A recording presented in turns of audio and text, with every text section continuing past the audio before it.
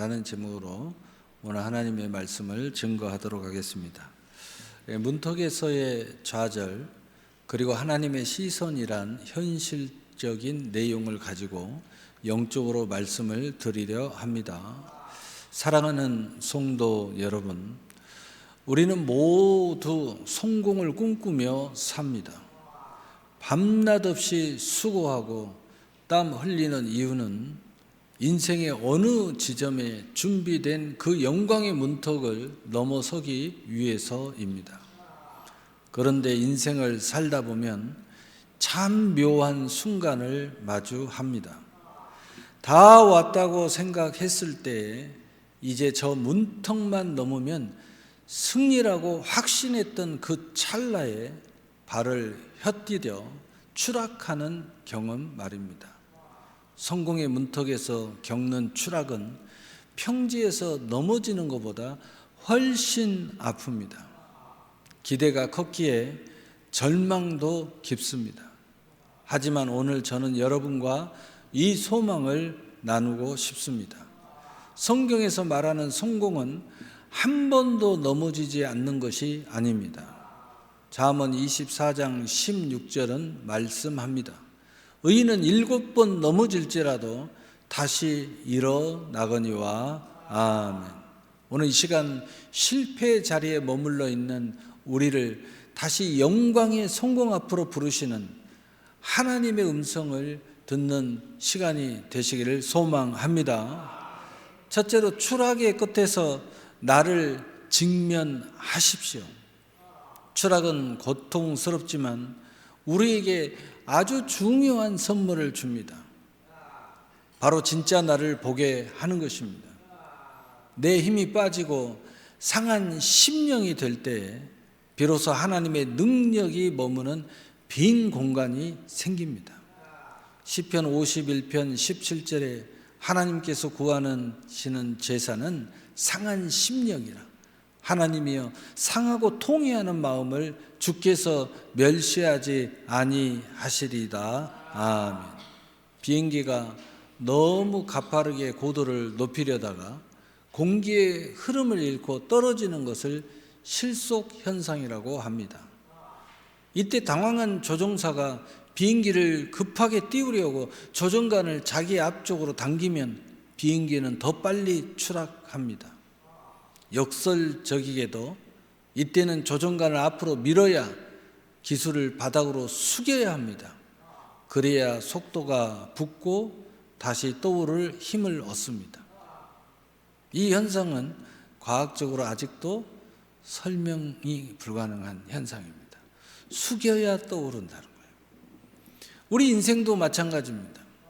베드로는 호언장담했습니다. 남들도 다 주를 버려도 나는 죽어도 버리지 않겠노라고 말이죠. 그것은 자기 의지의 고도를 너무 높인 영적 교만이었습니다. 결국 그는 처참하게 추락하여 통곡했습니다. 하지만 그 통곡의 자리, 기술을 바닥에 숙인 그 낮은 곳에서 베드로는 자신의 한계를 인정했습니다. 여러분 혹시 지금 추락하고 계십니까? 내 힘으로 버티려 조종관을 당기지 마십시오. 하나님 앞에 내 연약함을 그대로 인정하며 오히려 기술을 숙이십시오. 그때 비로소 하나님의 은혜라는 양력이 여러분을 다시 밀어 올리기 시작할 것입니다. 마태복음 26장 75절에 베드로가 예수의 말씀에 닭 울기 전에 내가 3번 나를 부인하리라 하심이 생각나서 밖에 나가서 심히 통곡하니라. 아멘. 베드로의 통곡은 절망이 아니라 회복의 시작이었습니다. 두 번째로 성공의 정의를 다시 세우십시오. 우리는 다시 시작하기 위해 성공의 정의를 바꿔야 합니다. 세상은 무엇을 이루었는가를 묻지만 하나님은 나와 어떤 관계인가를 물으십니다. 예수님은 실패한 베드로에게 능력을 묻지 않으시고 내가 나를 사랑하느냐 라고 물으셨습니다. 진정한 영광의 성공은 높은 자리에 앉는 것이 아니라 주님과 함께 걷는 상태 그 자체입니다.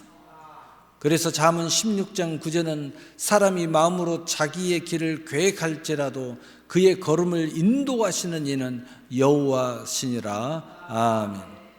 우리가 운전할 때에 길을 잘못 들면 내비게이션은 경로를 재탐색합니다 라고 말합니다.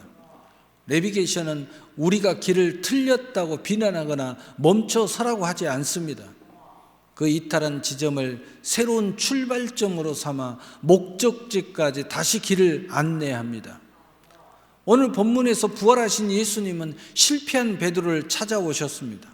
그리고 묻습니다. 내가 이 사람들보다 나를 더 사랑하느냐?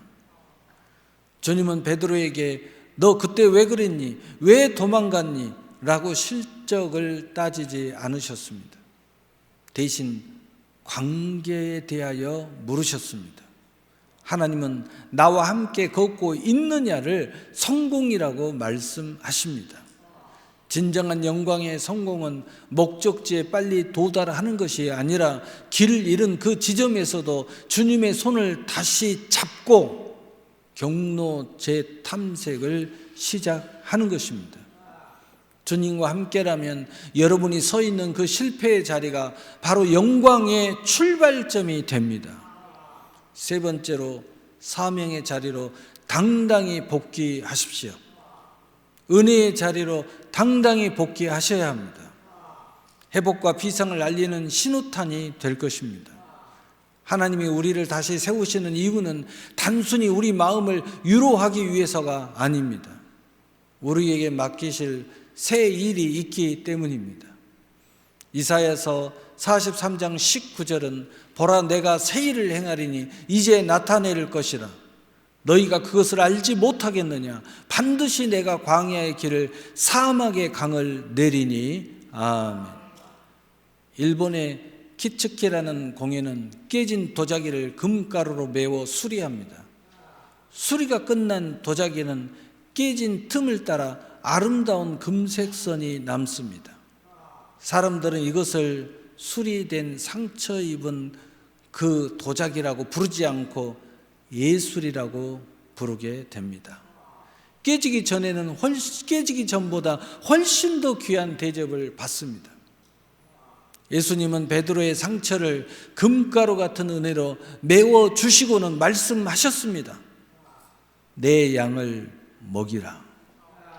실패해 본 베드로만이 넘어진 양들의 아픔을 알 수 있었기 때문입니다. 사명의 자리로 복귀한다는 것은 상처가 없던 상태로 돌아가는 것이 아닙니다. 실패의 흉터를 하나님의 은혜 금가루로 메우고 그 상처를 통해 다른 이들을 위로하는 영광의 흔적을 가진 자로 서는 것입니다.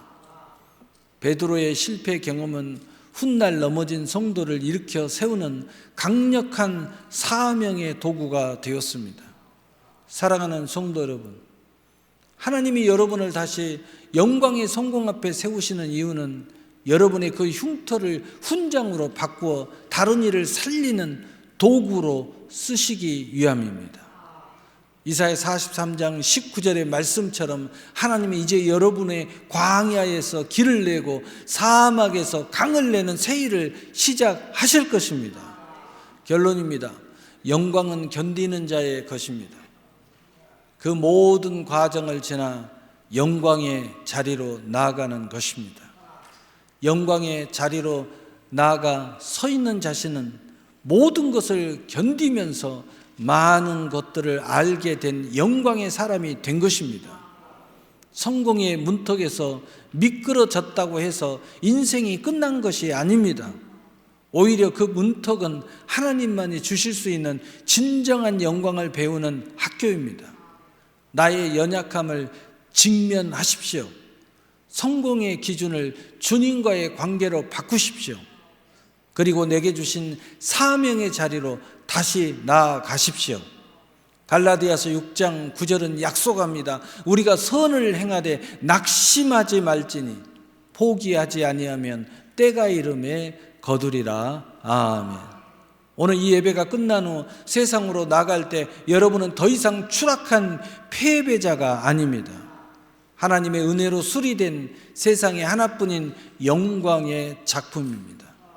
다시 그 영광의 성공 앞에 당당히 서시는 여러분이 되시기를 우리 주 예수 그리스도의 이름으로 축복합니다. 축복합니다. 아멘.